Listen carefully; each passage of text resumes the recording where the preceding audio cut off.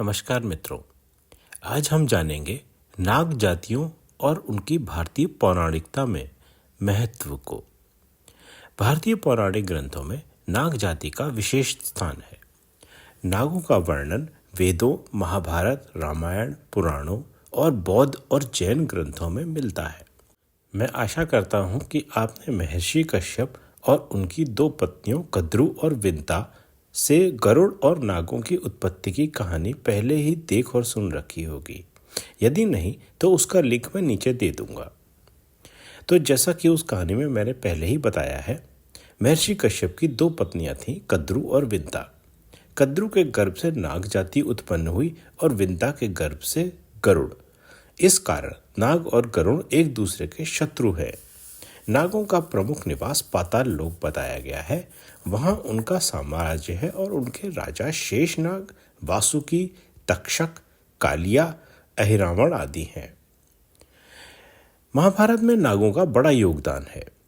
अर्जुन ने नाग कन्या उलूपी से विवाह किया था, जिससे उनका पुत्र इरावन हुआ। इसका एक शॉर्ट वीडियो मैं डाल चुका हूं। तक्षक नाग और पांडवों में शत्रुता थी, क्योंकि तक्षक ने अर्जुन के पोते राजा परीक्षित को डसा था।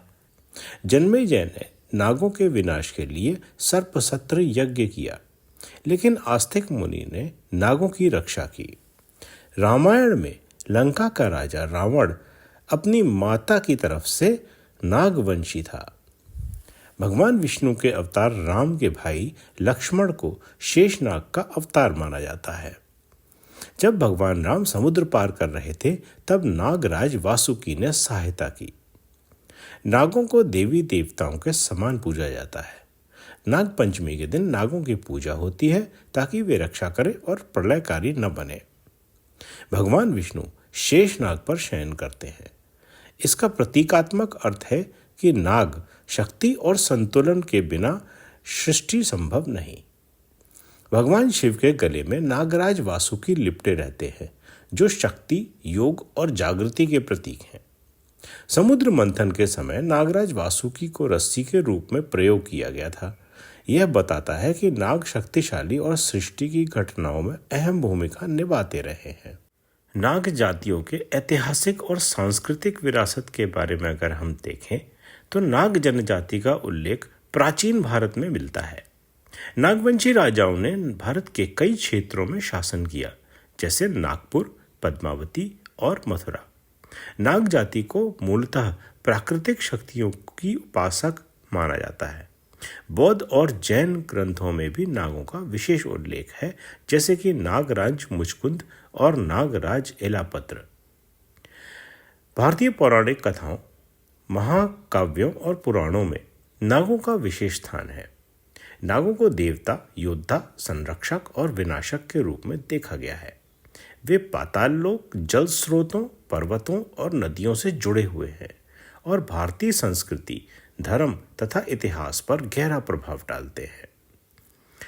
यदि हम बात करें कुछ प्रमुख नागों और उनके पौराणिक योगदान के बारे में, तो हम कह सकते हैं सबसे प्रथम तो शेषनाग, जिनका स्थान है पाताल लोक।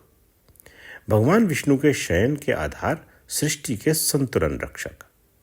दूसरे वासुकी, जो कैलाश पर्वत और नागलोक में राज्य करते हैं। समुद्र मंथन में रस्सी बने भगवान शिव के गले में निवास करते हैं। तक्षक तक्षशिला में रहते हैं और राजा परीक्षित को इन्होंने डसा था।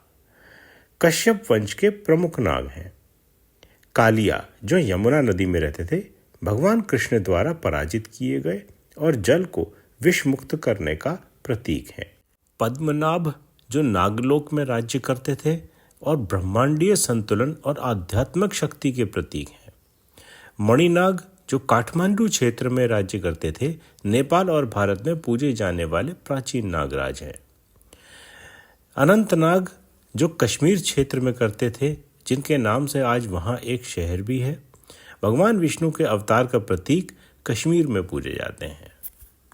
नागों को भारतीय संस्कृति में पूजनीय माना गया है, क्योंकि वे प्रकृति, धर्म, शक्ति और ज्ञान के बीच संतुलन स्थापित करते हैं।